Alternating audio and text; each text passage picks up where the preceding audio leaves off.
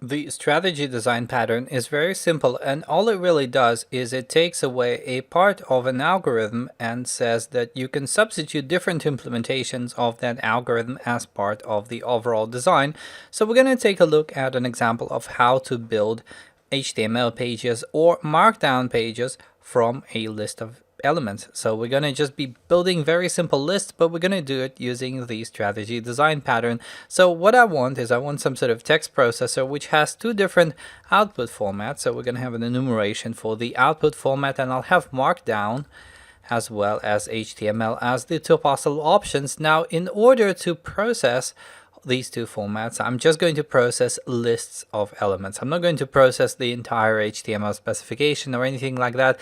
Just going to process lists. And since we have two different ways of outputting a plain text representation of a list, we have the HTML way and we have the Markdown way, we're going to define an interface called iListStrategy. So this interface has to be implemented by anyone who wants to have the capability of outputting a list.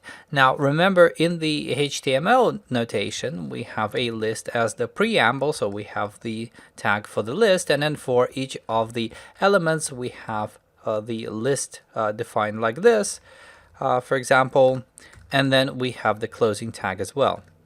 So we need to incorporate the opening tag, closing tag, as well as the list elements as part of the list strategy. So what I can do here is I can define the appropriate interface members. So I can have void start, and we're going to be building a list using a string builder. So I'll add a string builder as the argument here just for the sake of simplicity. So we have the start, we also have the end. That's when you need to add the closing tag, and we'll also have add list item, which actually adds a new list item, once again using a string builder SB, and here is the item itself. So this is the interface that we need to implement, and first of all we're going to implement this for the HTML output. So we're going to have a class called HTML list strategy, and it's going to implement iListStrategy like so. There we go. Let's implement the missing members. Now for the HTML list, the start has to add the opening tag, so that's going to be sb.append line, and we're going to have the opening tag here. And similarly for the closing tag, let's put it into end, so that's where we're going to terminate the list. And for each of the items, what we're going to do is we're going to sb.append line, and here I will just add a bunch of spaces, and then we have the list item, then the item itself, and then the closing list item tag as well.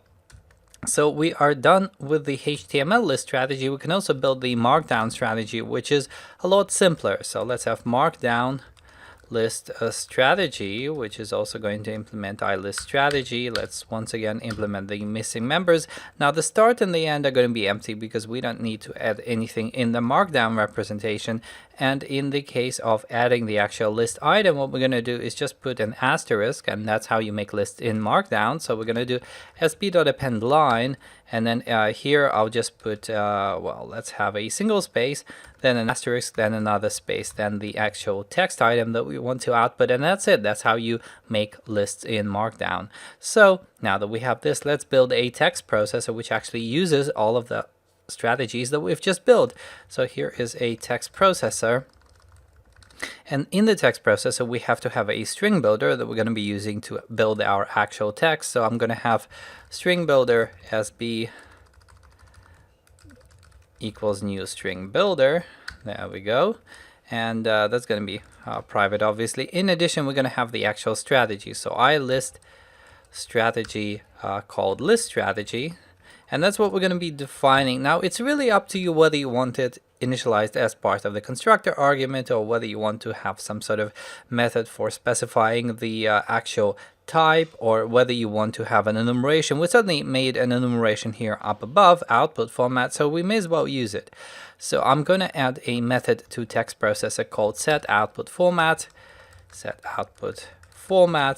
and in actual fact we have the argument as output format, and here I can just switch on it, switch format like so, generate the switch labels. In the case of Markdown, we set the list strategy to the new Markdown list strategy, and then break. And in the case of HTML, well, you've guessed it, we have list strategy equals new HTML list strategy, and once again we jump out of here as well. So this is how you define the output format. You use an enum member, but the actual operation changes the list strategy that you're using.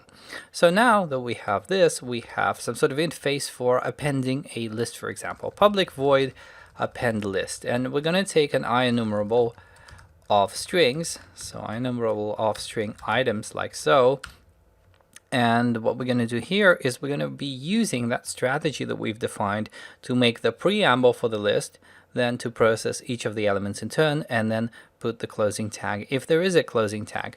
So I'm going to do list strategy dot begin, or is it start in our case, and passing in the string builder. Then for each of the item in items, I'm going to say list strategy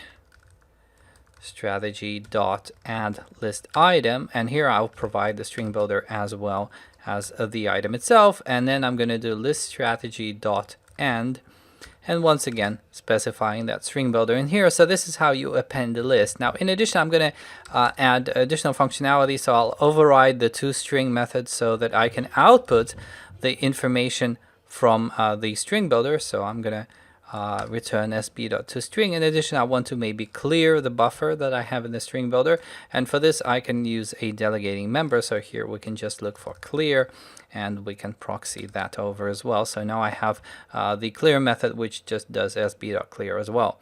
Okay, so now that we've built all of this, let's see how we can actually start using this strategy pattern in our code. So I'm going to make a new text processor. There we go. And then I will set the output format first of all for markdown. We'll take a look at how that works. I'm going to append a list. So list like so, and I'm going to make a new array where we're going to have foo, bar, and baz maybe. And what I'm going to do is I'm going to write line tp, and we have the toString, so that toString here is going to be used when we write line something.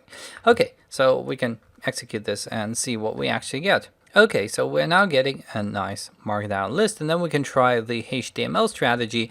So here what I'm going to do is I'm going to clear the buffer in the text processor. I'm going to set a different output format. So this time around it's going to be HTML, and then I will once again append the list and then output the contents of TP. So if we do it this time around, we get the output for the HTML. We get an unordered list and then list items foo, bar, and baz.